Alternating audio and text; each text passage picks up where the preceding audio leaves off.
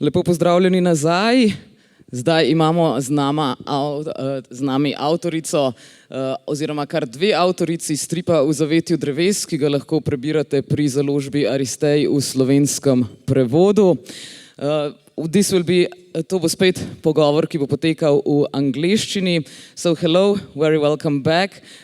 We have another conversation that's going to be in English. We have two authors with us that did a comic O zavetju dreves, so they will tell it how they translate it to English, because I don't want to name it wrong. SANNA HUKKANEN INKERI AULA are here with us, but first let us hear a bit about the book and the making from Emica Antončič from the publishing house Aristej, and give them a warm applause to welcome them on stage. Lepo pozdravljeni, samo kratek uvod v slovenščini. Torej, to je prevod finskega stripa z naslovom Zavetju dreves. Bom povedala nekaj o prevodu, ker danes ni z nami prevajalke.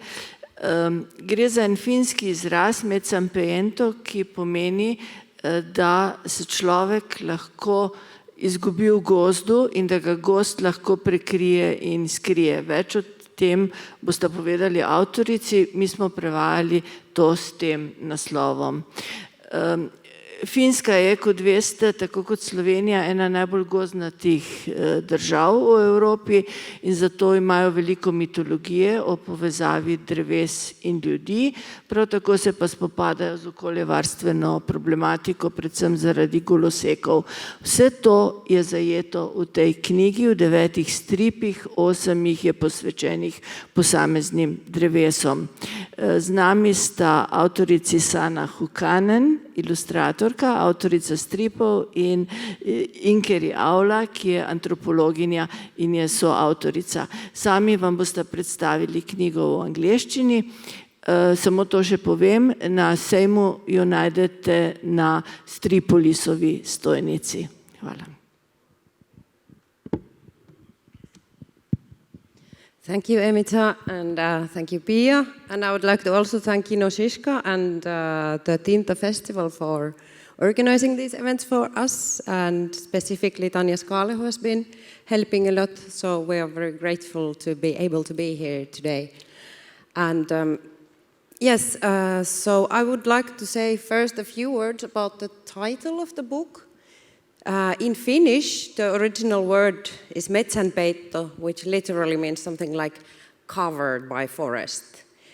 It's an enchantment that can happen to you if you get lost in the forest. There are many stories in Finnish and Karelian lore, and also the Sami people know the same story, that it can happen that when you get lost in the forest, everything becomes strange. You know where you are and suddenly you don't, and everything goes silent and starts to look a little bit unfamiliar and weird. So according to the myth, the forest spirit enchants you somehow and you get sucked into a different dimension. Other people may seek for you, but you cannot talk with them. You can maybe see them, but they cannot hear you, or you cannot hear them. And now I can actually reveal to you a good trick. According to the folklore in Finland, there are many different magical tricks how you can get away from that enchantment. And a traditional one is to wear your clothes inside out. So if you get lost in the forest, just maybe turn around your hat and then you find out. Yes, and the title story actually of this book, there are 9 different stories. The title story is about this enchantment of the forest, and it's also based on our own childhood experiences in the forest, like when we were playing there. And the other stories are about different tree species that grow in Finland. So the trees are the protagonists in these stories. That was also the idea behind the book. When we came up with the idea, was that we wanted to, or the idea I had first was to make a popular book about the different species of trees, what kind of use they had, what kind of magic stories and myths are related to those specific kind of trees. And at the same time, Sanna came to propose to me to make a comics storybook, graphic novels about the forest relationships and the different old trees. And the mythology is connected to forest, so we had the same kind of an idea at the same time. And because Inkeri is from the same city as me in Finnish Karelia, but she lives on the other side of the country, and we are like good friends, and we've been sharing this love for the trees and forests for a long time. So we felt like we want to do something together to be able to spend more time together. So we came up with this project. We were kind of combining these ideas that we had. Yours was more like a non-fictional book about trees, and I thought I want to make a long comic story about forest. But I didn't have the story, so we combined our forces. Yeah, and then we did a lot of research about the Kalevala metric verses and different old folk stories related to different trees. And there are immense archives, but it was not that easy to find beliefs and traditions related to specific trees. But we found in the end a lot, and we will show you one example.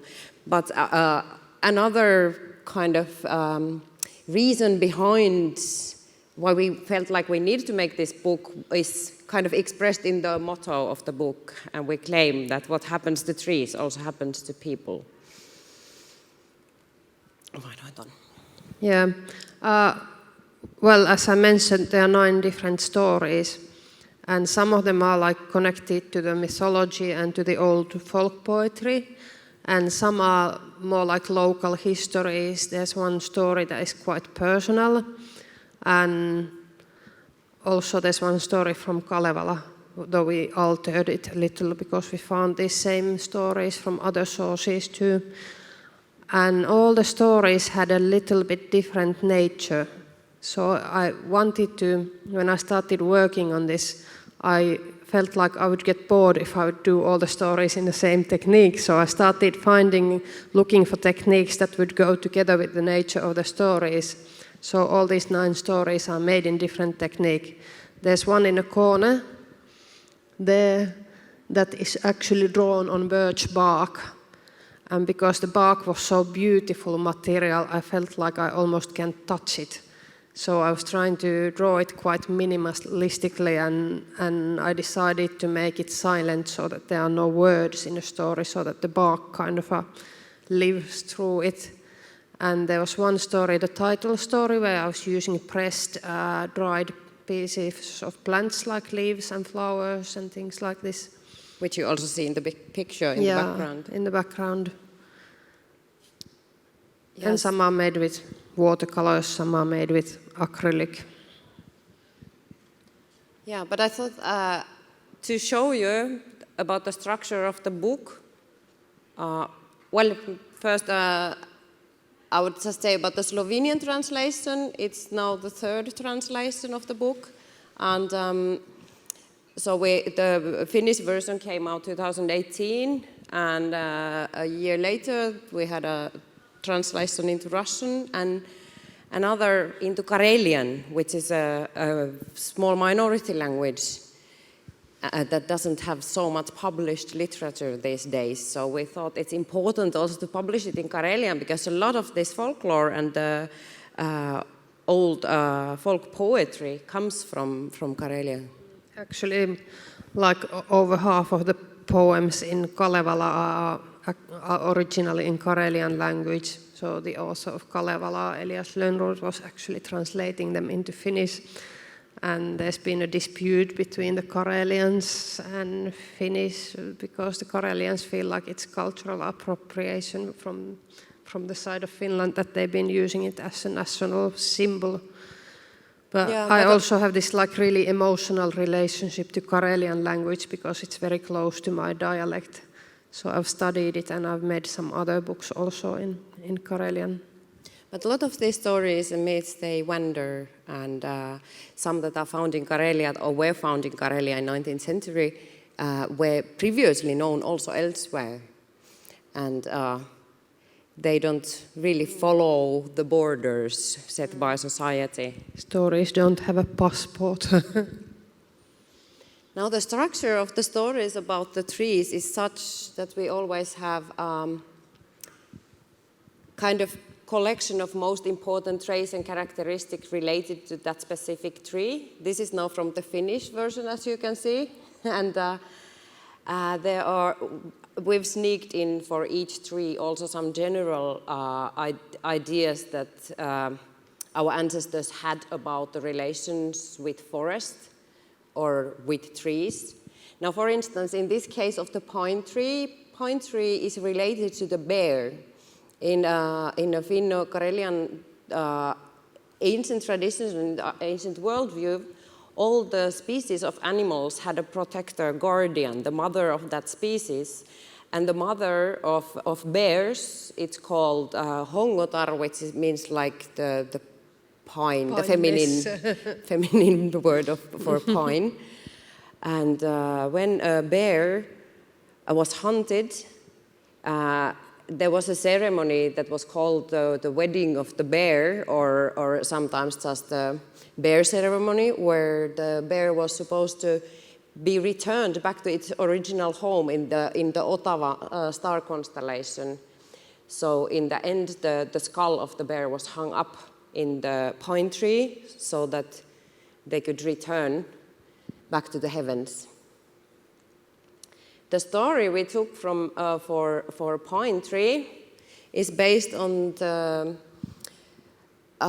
tradition of making karsikko. I don't think that's been properly translated to English, but a karsikkopuu was a tree where when a person died, a branch was cut.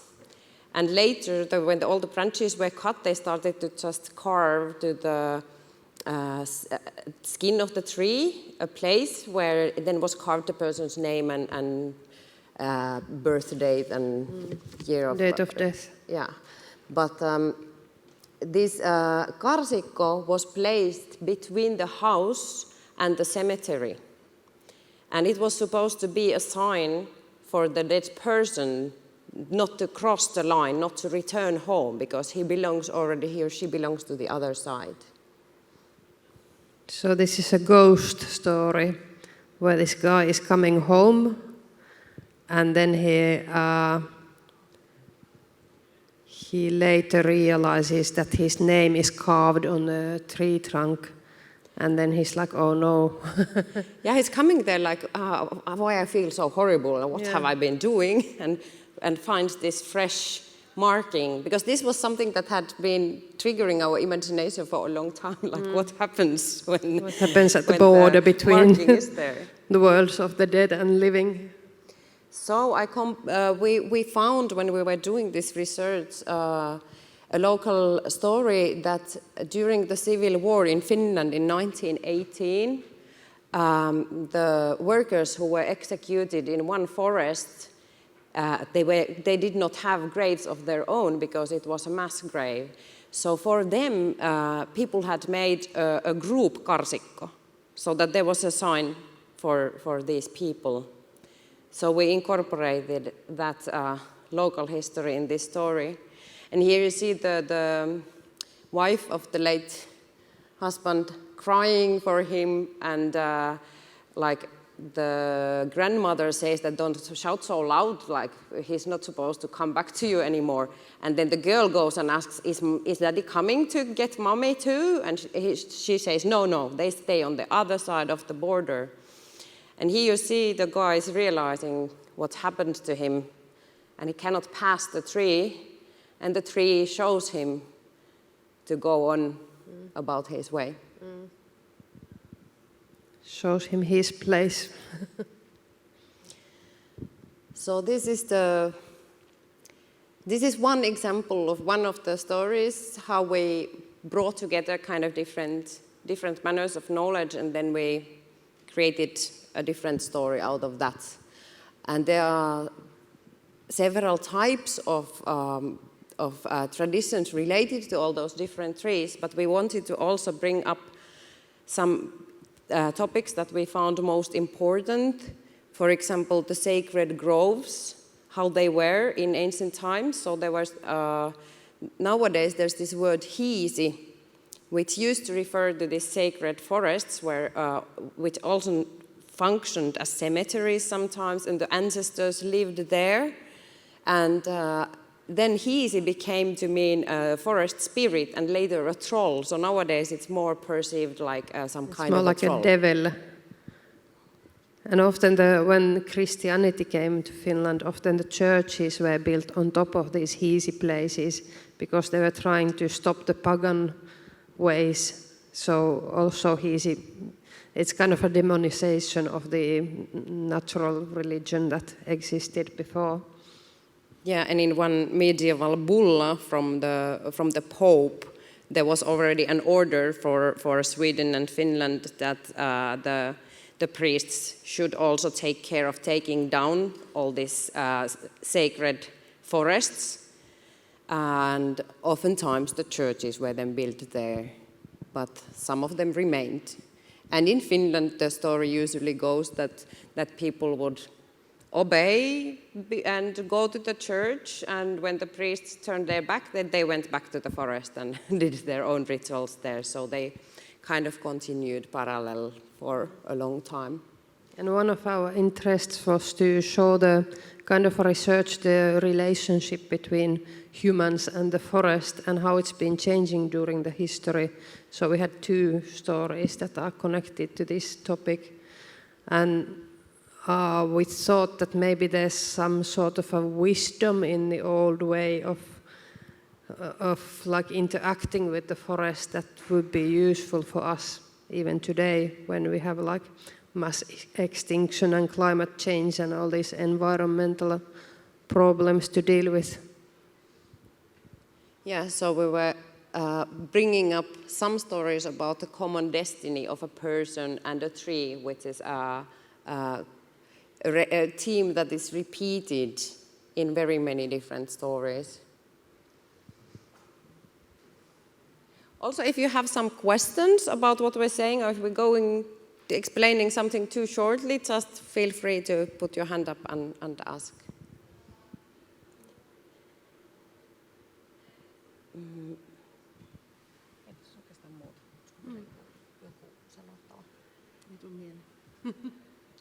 Yeah, actually, I would just say that I wouldn't explain too much. Please find the book yourselves and read through the stories.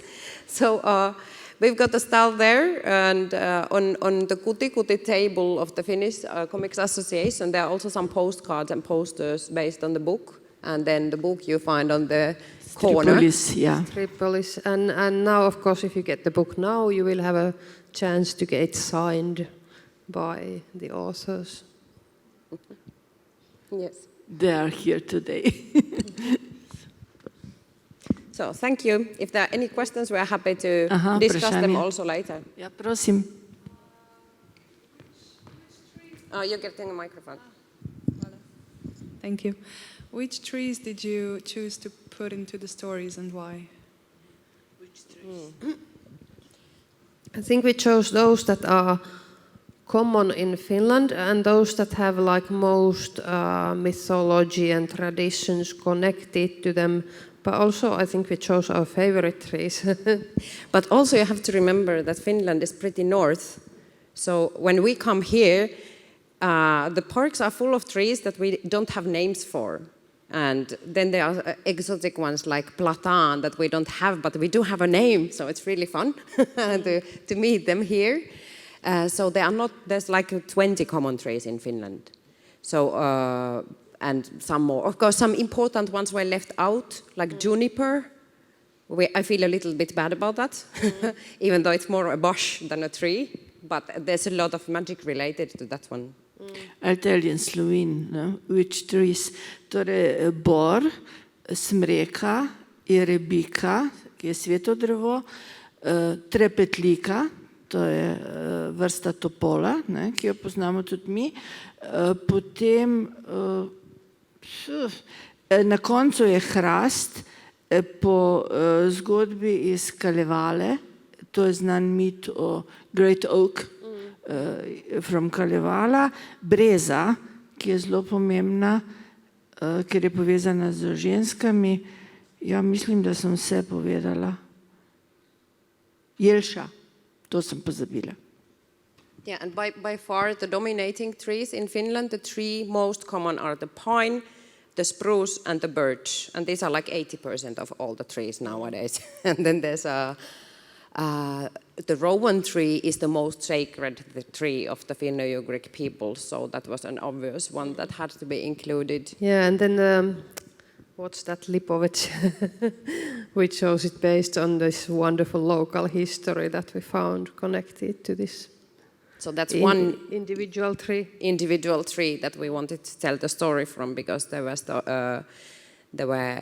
some local sources claiming that it had been there for 400 years, and then there had been an Orthodox monastery. The place has an interesting history, and the tree is still there, so and very lively. Še ena roka je bila gor? Kiitos.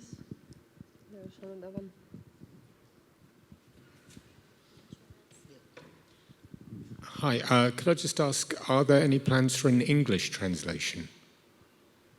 Unfortunately, at the moment at least, no. We've got a sample translation, but we haven't been moving forward with that. But I can tell you that the story about the birch, as she mentioned, is wordless. So at least that you can read.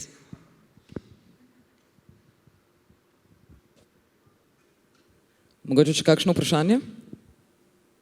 If not, maybe I have one question. I know you guys went also to visit some of the local trees here in Ljubljana. So which one did you find was your favorite? Well, first, before coming here, I thought it would be the platan, because I've met them here in Ljubljana before, and they are like somehow so strange. They look like maples dressed up in military uniform. But what I really liked most is the beech. That is huge old beeches, and I've liked them before, but these here, they are different from those I've met elsewhere. I was very fond of these rebellious trees in Metelkova. They were bombing people with these nuts or kind of huge fruits yesterday. Yeah, like these huge balls, they were falling down. If there are no more questions, I would like to invite you. You can also join the authors there at the stand of Kuti Kuti, and then they can sign your books there as well. So thank you very much, Inkeri Aula, SANNA HUKKANEN, and Emica Antoncic for having this conversation. Thank you. Prosim.